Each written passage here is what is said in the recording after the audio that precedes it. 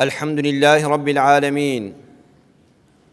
والصلاة والسلام على سيدنا محمد وعلى آله وأصحابه أجمعين. ئیمانداران و خواناسانی زۆر بەڕێز، لە ناو هەموو نوێژێکدا واجبە سوورەتی فاتحە بخوێندرێت لە هەموو ڕکاتێکیدا. لە هەموو ڕکاتێکیشدا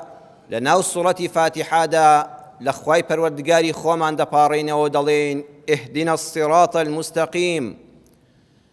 ڕێنماییمان بکەی پەروەردگار بۆ سەر ڕێبازە ڕاستەکە.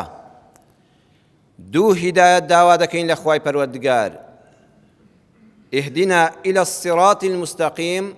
خوای گیان لەناو ئەو هەموو ڕێباز و ئاینەدا ئەوەی ڕاست و دروستە هیدایەتمان بدە بۆی کە دینی ئیسلامە،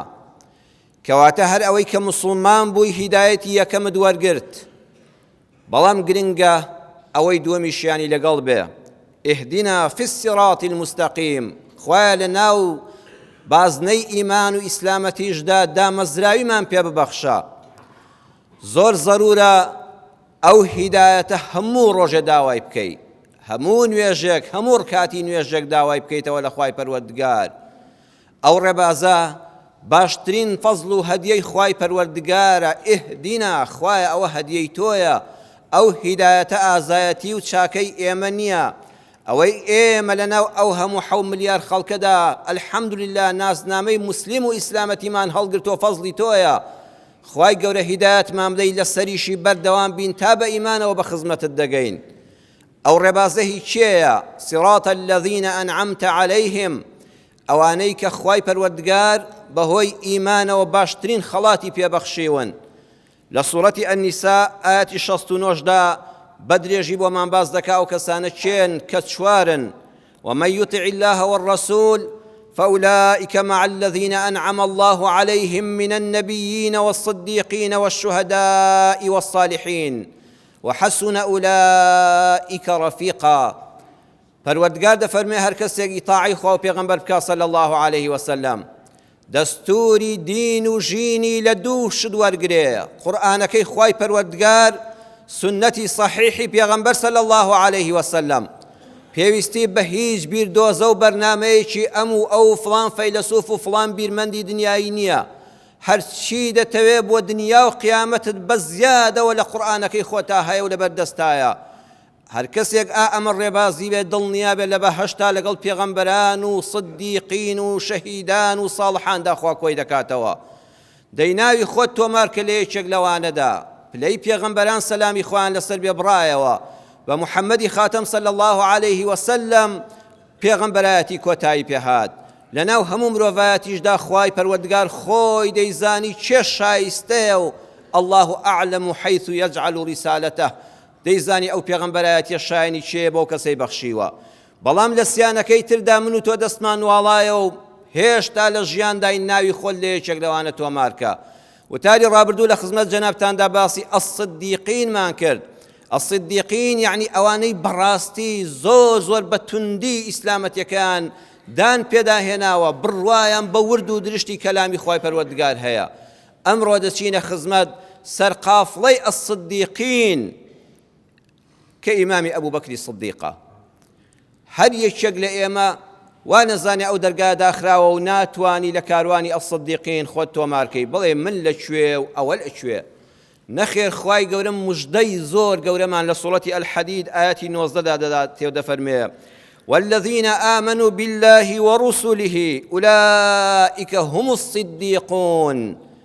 هەر کەسێک بەڕاستی ئیمانی تەواوی بە پەروەردگاری هەبێ کە ئەڵڵایە،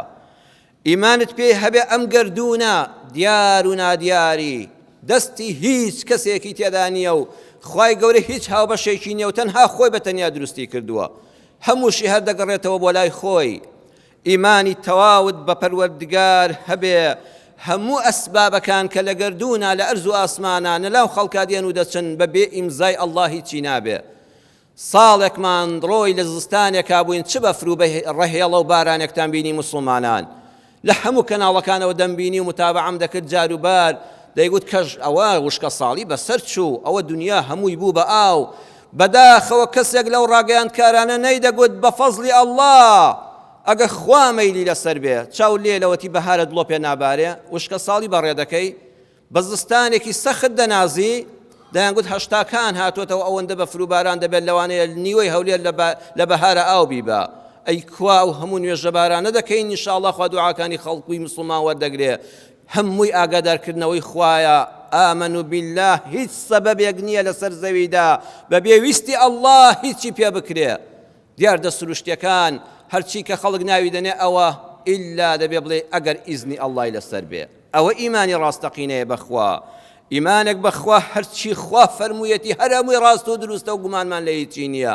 ئەو قورئانە لە سوڕەتی فاتیحاوە دەست پێ دەکات تا سوڕەتی ناسی ئیمانم بە هەر هەمووی هەیە بە ورد و دروشتیەوەی کە خوا گەورە فەرموویەتی بەردەوام ئەوانەی کەوا سدیقینن پەیوەندیان لەگەڵ خوادا هەیە جا بەڕێزان ئەو سدیقینە کە بە ئیمامی ئەبوو بەکر دەست پێ دەکا سەر قافڵەکەی ئەوە لە دوای پێغەمبەرانەوە سەلامی خوایان لەسەر بێ هیچ کەس ئیمانی لە ئیمامی ئەبوو بەکری سدیق بەهێزتر نەبووە سەر قافڵە و کاروانچیەکە ئەو سەر کاروانچیەتی ئەو سەر قافڵەیەتی بەڵام وەڵڵاهی لەناو ئومەتی ئیسلامدا خەڵکانێکن لەوەیە چێ مامۆستای ئاینی نەبن شێخی طەریقەت نەبن خەڵک بە پەنجا ئاماژەیان بۆ نەکا بەڵام لە کاروانی ئەسدیقینان یەکێک لە پیاو ساڵحان و زانایانی ئیسلام دەفەرمێ لە ئەمە ساڵانێکی تەقریبەن پێشوو ڕووی داوە ئەڵێ کابرایەکم بینی لەسەر جادە کە شەقامەکانی پادەکردەوە ئەو پیاوە کە دەگەیشتە بە دەرگای ماڵی ئێمە نەجارێک و نەدوو نەسەد جار چەند جار ئەو کۆمپانیایە کە ئەو گەڕەکەی ئێمە ئەو سیتێ بەدەستەوە بوو پاچی دەکردەوە ئەو پیاوە ئەو منتیقەی پێسپێردا بوو بەردەوامی خوا گوێم لێ بوو ئەو پیاوە بەس دووشتی دەوت بەردەوام دەگوت الحەمدولله دوای ماوەیەک پێچوو ئەستەغفر الله الحەمدولله ئەستەغفر الله ڕۆژێ پێم وت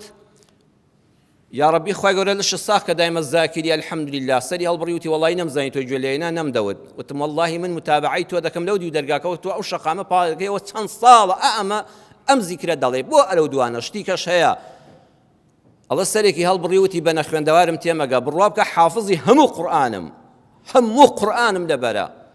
شەوان کە دەچمەوە ماڵەوە ماندووم حتا خەو بەلامدا دەبا لەناو ماڵ و منداڵەکەمە دەوری قورئانەکە دەکەمەوە ڕۆژێش کە چاو وردەکەمەوە ئەوەندە خەڵاتی خوا بەسەر خۆمەوە دەبینم ئینسان لە بینی دووشتایە هەرچی کە دەبینم خوا ئەو هەموو خۆشەی بە من خەڵات کردووە چییە کە ناسی سەر جادەیە شەقام پادەکاتەوە بەڵام هێندە خوای خۆی خۆش دەوێ هەرچی دەیبینێت گەورەی خوای تێدا دەبینێ وتی هەموو قورئانیش پێمان دەڵێ هەرچی دبینی شکری خوا بکە دەڵێم الحەمدولله والله هەر الحەمدولله یەکەم شتێک ماتۆتە بەرچاو لە گەورەی و دەسەڵاتی خوا کە پێی بەخشیوم والله ئەوەندەش خۆم بە مقەسیر و گوناهبار دەزانم بەرامبەر بەو خالقەی ئەو هەموو خەڵاتی پێبەخشیوم لانی کەم نەمتوانی شکرانە بژێری تەواوی بکەم خوا دەفەرمێ ئەگەر کەم تەرخەمیت هەبوو گوناهت هەبوو بڵێ ئەستەغفر الله بۆ هەموو گوناهێکشم ئەستەغفر الله یەک دەکەم بۆیە ژیانم هەموو بەو دوو زیکرە بردەسەر بەڵێ ئەوە کاروانی ئەسدیقینە کە ئەزاکرینی زۆری خوای پەروەردگار جێی خۆیانی تێدا دەکەنەوە وەڕسوولیه ئیمانمان هەیە بە هەموو پێغەمبەرانی خوا چۆنی لە قورئاندا باس کردوون چاویان لێ بکەین بیشیان کەینە سەر مەشق ڕێبازی پێغەمبەران ژیانی هەمومانی تیاجێ دەبێتەوە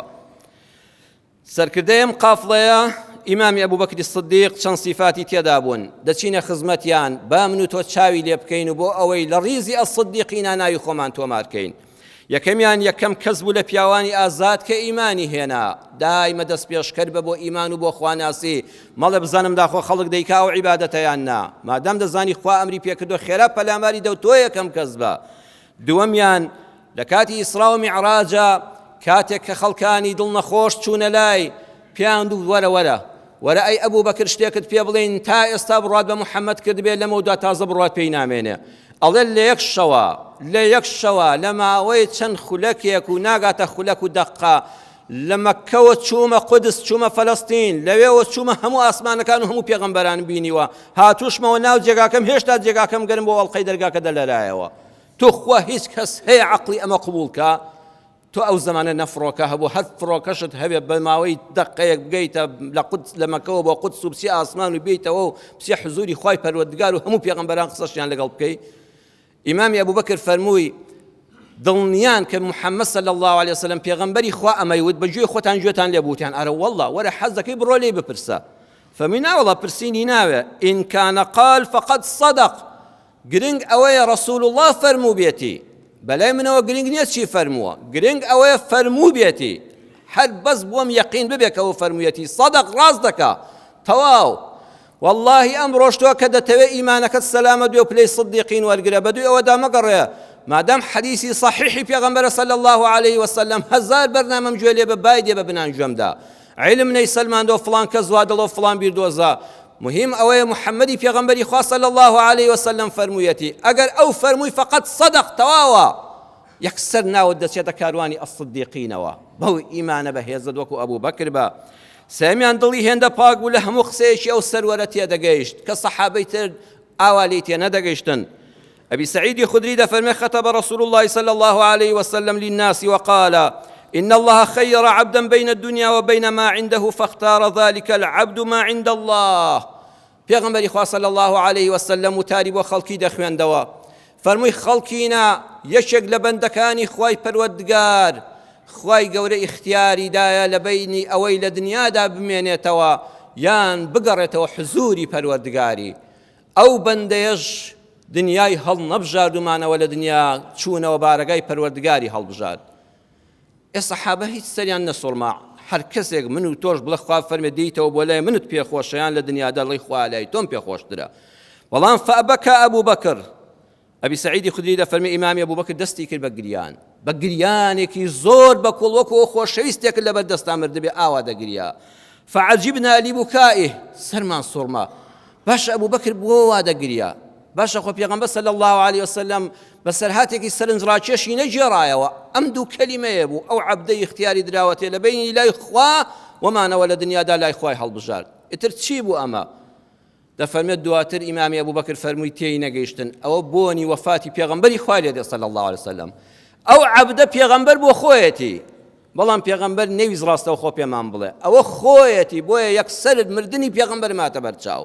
بۆیە ئەو بەگریانە بەکوڵە لە ناخمەوە هەڵخوڵا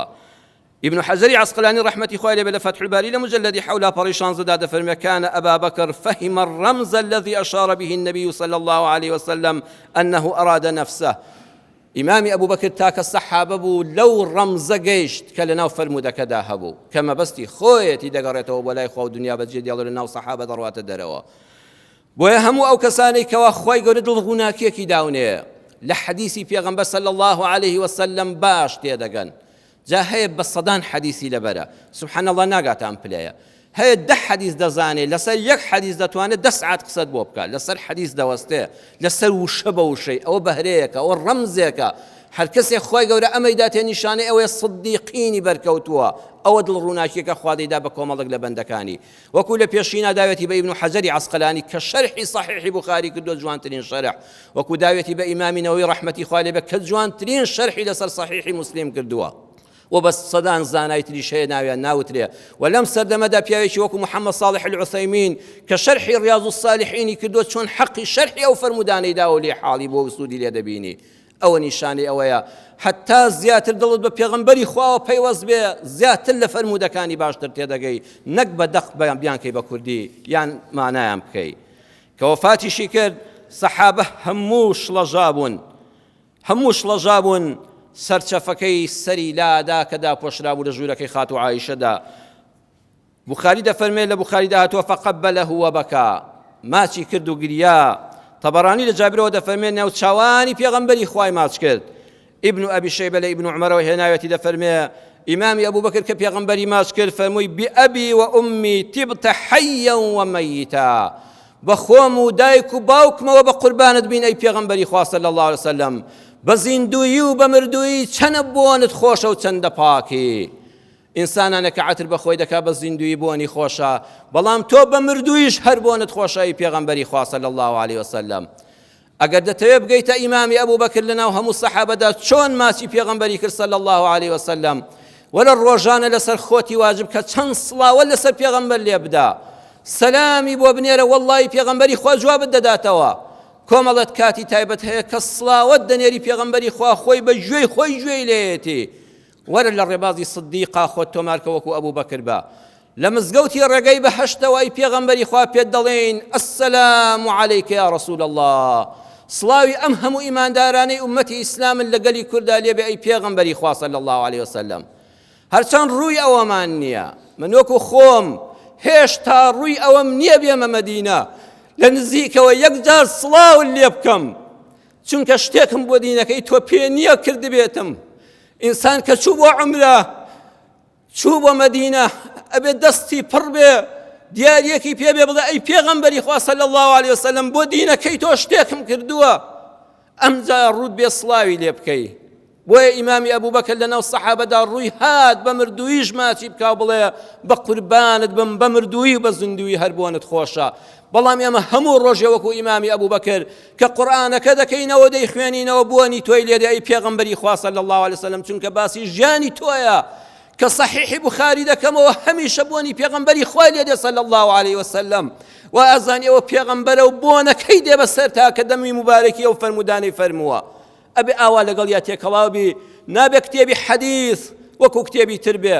مامۆستامە لە مەجیدی شەقڵاوە، مامۆستای گەورەی کورد، مامۆستا نوری فارس فەرمووی جارێک هاتووەتە ماڵمان، بینی قاموسێکم لەسەر صحیحی بوخاری دانابوو، مامۆستا هەموو لەشی لەرزی کەوت بە عەرزەکەدا. فەرمووی تا ئێستا بێئەدەبی وام لە ژیانمان نەدیوە. وتم قوربان چی بۆ خوا نەخواستە چیم؟ وت فەرمووی چۆن کتێب لەسەر حەدیثی پێغەمبەر دادەنرێ صلی الله علیه وسلم، لە کتێبخانەشە چۆن کتێبێک لەسەر قسەی پێغەمبەر صلی الله علیه وسلم دادەنێ؟ وتم وەڵڵی نەمزانیوە. فەرمووی چاوت کوێ دەبێت جارش کەشتی وان نەکەی، ئەوە قسەی پێغەمبەرە صلی الله علیه وسلم، نابێ وەکو کتێبێکی ئاسایی سەیریکەی، نابێ حەدیث مناقەشەی لەسەر بکرێ، نابێ خەڵک بێ لێکدانەوەی تایبەتی بۆ بکە.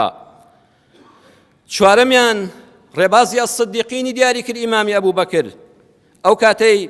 کە پێغەمبەری خوا صلی الله علیه وسلم وفاتی کردی. ابن عباس دەفەرمێ هەموو سەحابە وەکو شێتمان لێ هاتبوو، کەس عەقڵی قبوڵی نەدەکرد ئەو ڕەسوول الله لەنکاو لە کتوب ڕابەجێمان بێڵێ. ئیمامی عومەر سوێندی دەخوارد هەر کەسێ بڵێ پێغەمبەر مردووە، بەم شمشێرە سەری لە لاشەی جیا دەکەمەوە. ئەوە وەکو موسا چۆتەوە خزمەت خوا، چۆن ڕۆژێکی پێدەچێ و دێتەوە پێغەمبەر نامرێ.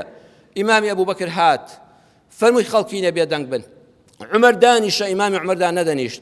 خەڵکەکە هەموو لە دەوری ئیمامی ئەبوبەکر کۆبوونەوە، یەک وتاری دوو دیێڕیدا فەرمووی خەڵکی نەبزانن من كان منكم يعبد محمدا فإن محمدا قد مات، ومن كان منكم يعبد الله فإن الله حي لا يموت. خەڵکی نەبزانن هەر یەکێک لە ئێوە ئەگەر محەممەدی دەپەرست، محەممەد مرد و تەواو بوو. هەر کەسێ خوا دەپەرستێ و ئەڵڵا دەپەرستێ، خوا حەیی لا یەموتە، هەر زیندووە و قەد نامرێ، تەواو. ئەمجا فێری کردین بۆ هەر قسەیەکمان بەڵگەی قورئان بێنینەوە، بۆ هەر قسەیەکمان بەڵگەی قورئان بێنینەوە. فەرمووی گوێ لە قورئان بگرن. خوای گەورە لە سوورەتی آلی عیمران ئاەتی 144 دەفەرمێ وما محمد إلا رسول قد خلت من قبله الرسل أفإن مات أو قتل انقلبتم على أعقابكم ومن ينقلب على عقبيه فلن يضر الله شيئا وسيجزي الله الشاكرين. محمد صلى الله عليه وسلم وەکو پێغەمبەرانی پێش خۆی بۆتە پێغەمبەری خوا و خاتەمیانە، وەکو ئەوانیش دنیا بەجێ دێڵێ و دەمرێ. ئایا ئەگەر محەممەد کوژرا یان مرد ئێوە پاشگەز دەبنەوە لە دینەکەی؟ هەر کەسێ واز لەم ئیسلامە تێبێنێ دوای مسلمان بوون و پابند بوون پێوەی فەلەن یەضوڕ الله شەیئا، بچووکترین زەرەر لە خوا نادا، زەرەری لە خۆی داوە، خۆی ماڵ وێران کردووە.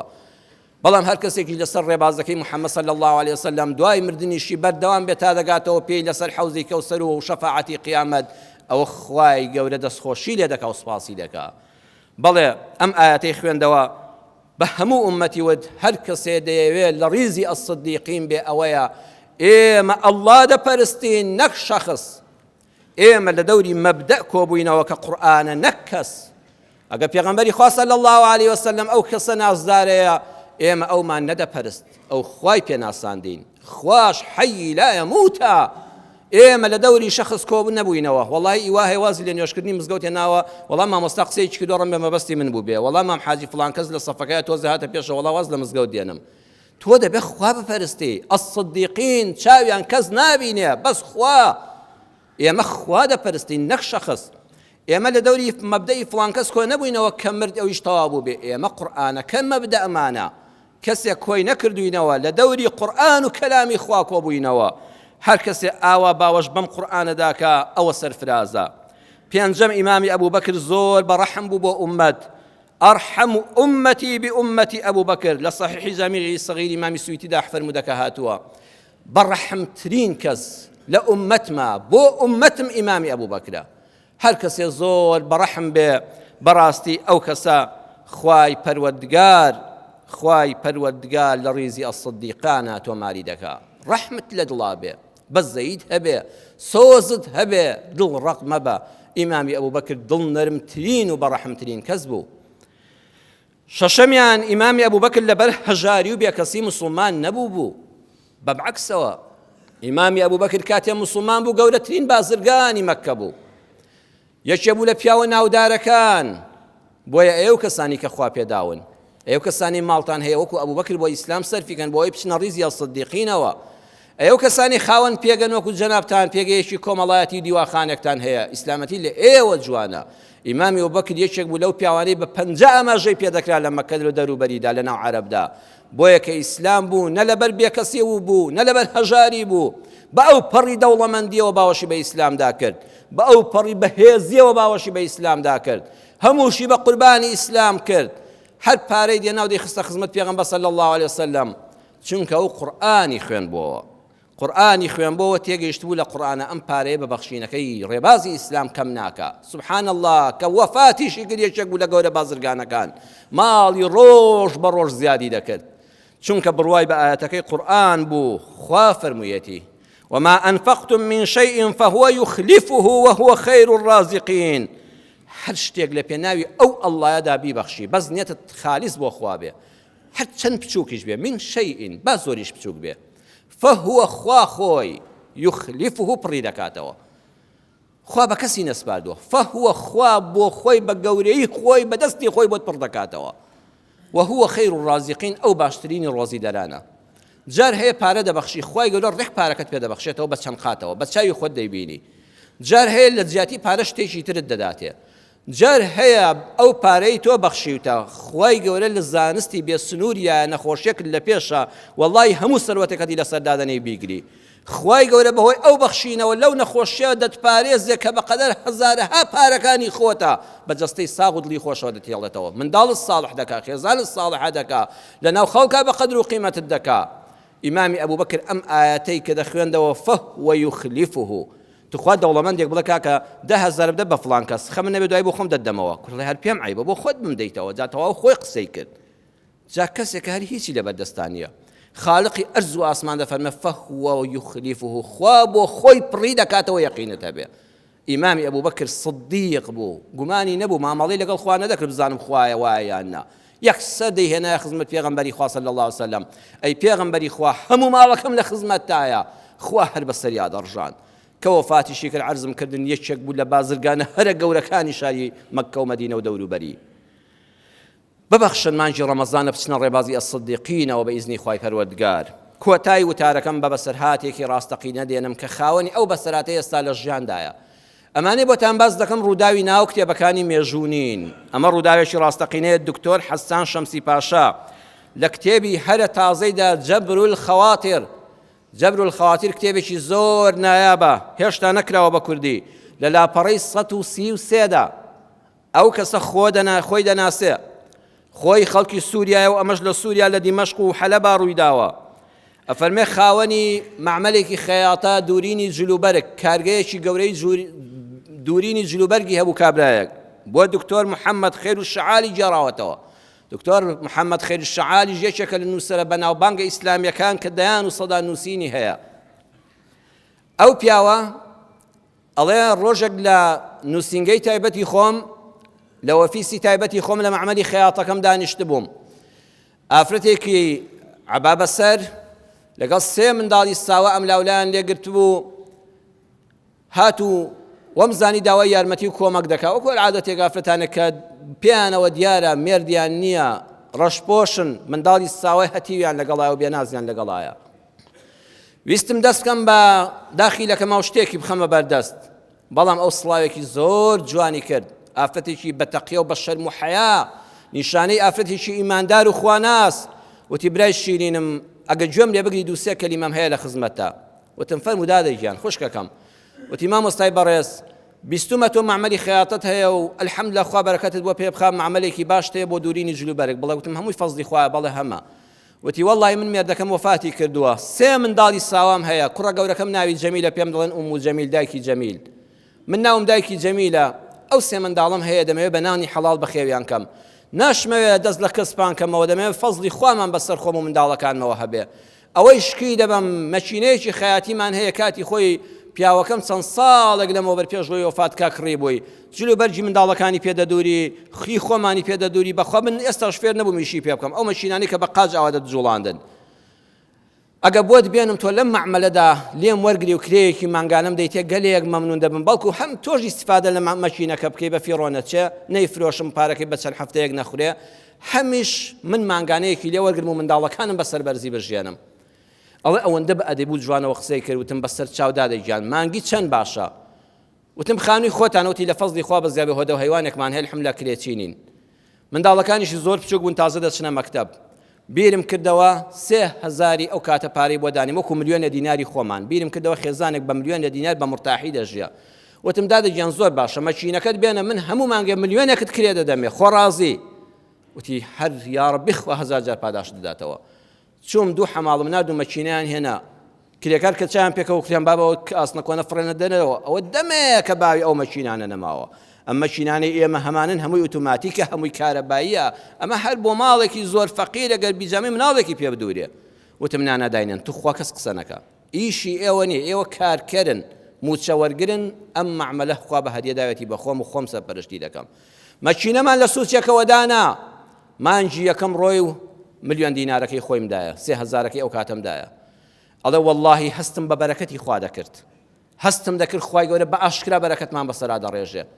هەموو مانگی ئەو خوشکە دەهات بۆ کرێکەی نەدەشتومە ماڵی دەمو دادەگەیان یەکی مانگ نەوەک من لە بیرم چێتەوە سەری مانگ ڕێک وەرە موچەی خۆت وەرگرە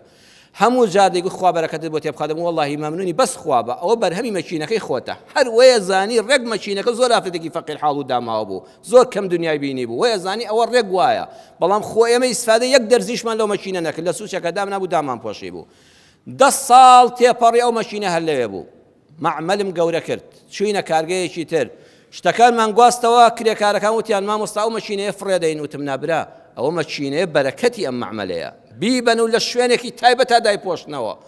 10 ساڵی تر موچەمدا بەو ژنە منداڵەکانی جامیعەیان تەواو کرد 10 ساڵ لەگەڵ 10 ساڵە 20 دانە ساڵ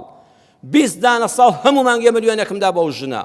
حتا منداڵەکانی بە مرتاحی بەخێوکردن ئێستاش نەیزانی کەس خێری پێ کردووە وەیە زانی هەر بەرهەمی مەچینەکەیە ئەگو خۆ مەچینەکەی چی لێ نهاتوە دەمون نە وەڵڵا بەرهەمی خوای پەروەردگار هی فەزلی ئەو مناڵە بێ باوکانە کە شکر ساڵحن و ڕوو لە خوان و ئەهلی مزگەوت و خوێندنن مەچینەکە ڕۆژ بە ڕۆژ لە مەزەر دەبێتەوە ئیشەکانی خۆی باشتر دەکات سبحان الله دوای 20 ساڵ شەڕی سووریا بەسەردا هات شەڕی سووریا بەسەردا هات ئەوە لە شاری حەلەب بووە دنیا بوو بە ئاگرباران شار نەماوە تۆپ دەباری خاوەنی کارگە دەڵێ من ڕام کرد بۆ ئەردەن لەوە چوومە ئەوروپا بە زەبری دەوڵەمەندیم ئەوانەی شاگر بوون هەر یەکە بەلایەکە 2-3 جار تەلەفۆنم کرد ژنی داماوم نەدۆزیەوە ڕووی لەکوێ کردەوە بۆ کوێ ئاوارە بووە هەمومان شڵەژاین دوای ئەوەی کەوا وەزع تۆزێ ئارام بۆەوە تەلەفۆنم بۆ کرا لەلایەن سەرپەرشتیاری مەعمەلەکەوە وتم هیچ شتێکمان نەماوە هەمووی تێدا چۆکو یەو خەڵکە وتی کاک هەیثەم سڵاوت لێبێ و مژدەیەکی خۆشت بدەمێ وتم چییە وتی وەڵڵاهی مەعمەلەکەت یەک دەرزی لێکەم نەبووەتەوە نە گولەیەکی بەرکەوتووە نە تۆپێکی بەرکەوتووە هەموو ئەو منتیقەیە هەمووی تاڵان کرا هەمووی فەرهود کرا هەمووی وێران بۆ بەسەریەکە لە ناوەندی ئەو شار و ئەو هەموو مەعمەلی ئەلبیسە و جودورینی جلوبەرگا ئەو مەعمەلەی ئێمە یەک دەرزیشی لێ نەکرابووەتەوە وەڵڵاهی تۆپێکی بەر نەکەوتووە پارچەی تیارەیەکی بەر نەکەوتووە فڕۆکە لێی نەداوە گولەیەکی پێ نەکەوتووە ئەو هەموو فەرهود چێت ئەو شارەوە یەک کەس دەرگای مەعمەلەکەی نەشکاندووە وەڵڵاهی لە خەوا پیان وتم بە هەیثەمی خاوەنی ئەو مەعمەلە بڵێ هی خۆی نییە بەرەکەتی ئوم جەمیل و منداڵەکانیەتی خوا هەمووی بۆ کۆ کردەوە بە یەک کەڕەت بۆی پاراست